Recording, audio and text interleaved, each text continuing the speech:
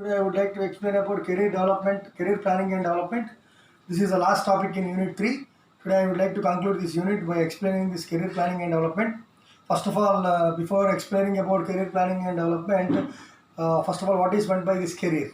Career is a combination of short-term and long-term goals fixed by the employees for the achievement of organizational goals and objectives. It is called career.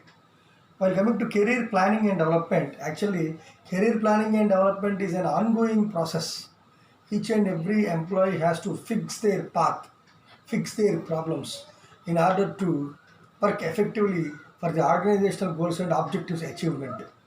While coming to typical words like career anchoring, career mentoring, and career guidance, we have to we have to know the meaning of these three words: career anchoring, career mentoring, and career guidance. While coming to career anchoring is nothing but it is a combination of values, perceptions, motives of employee. Every employee has to aware of himself towards all these values, perceptions, and motives, okay, to stabilize their potentiality in their job. Okay, if an employee was lagging behind with these motives, perceptions, and values, he won't get any job satisfaction. That is the reason career anchoring plays a key role.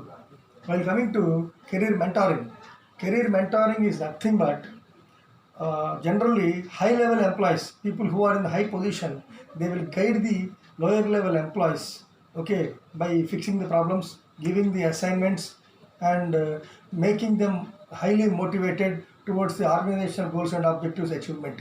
It is called career mentoring. In this career mentoring is a agreement between the two parties, mentor and mentee. A person who is working under mentor is called mentee. With these two parties mutual trust and confidence, this career mentoring will develop. And the last one is career guidance.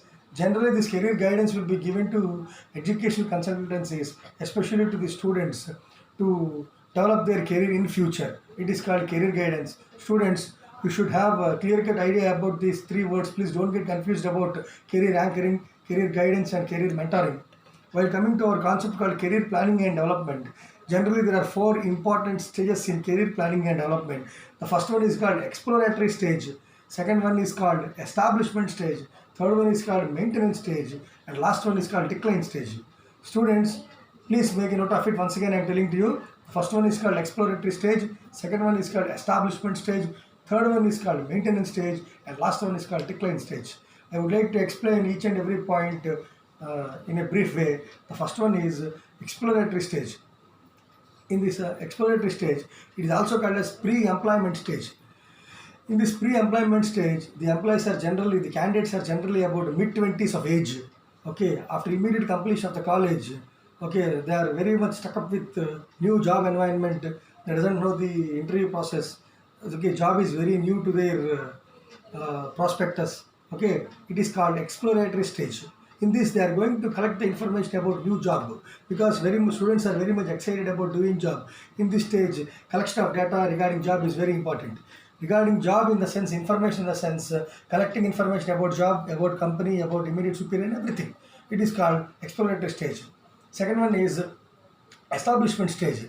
In establishment stage, the student enters into, after completion of recruitment, selection process, okay, he will slowly entering into the organization. This process is called indoctrination or orientation. In this, the new employee who was newly joined in the organization can enter into job rotation.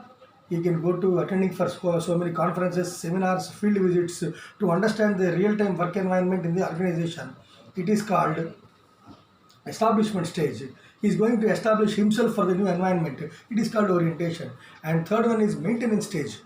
In this maintenance stage, of course, it is one of the toughest stage. The employee got very much experience in the work environment. He got very good maturity. That means maturity in the sense he know how to mingle with the other employees and how to interact with employees and how to develop their soft skills and how to interact good terms with the top management. Each and every concept can be taken into consideration in this maintenance stage. And the last one is called decline stage. In this decline stage, after completion of the job environment, job work, after completion of the job from the last 25 to 30 years, the concerned employee is going to get out of his work. Get out of his work in the sense he is going to planning for his retirement. Okay, in this retirement stage, the employee will get lot of dissatisfaction, lot of anxiety and fear.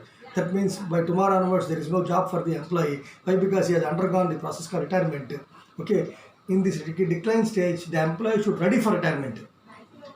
Okay, and he is going to stop all his official working processes. It is called decline stage. These are the four most important stages in career planning and development. The first one is called exploratory stage, second one is called establishment stage, third one is called maintenance stage, and last one is called decline stage. I hope you have understood about the topic called career planning and development. By this we are concluding the third unit. Tomorrow I will start fourth unit. Thank you.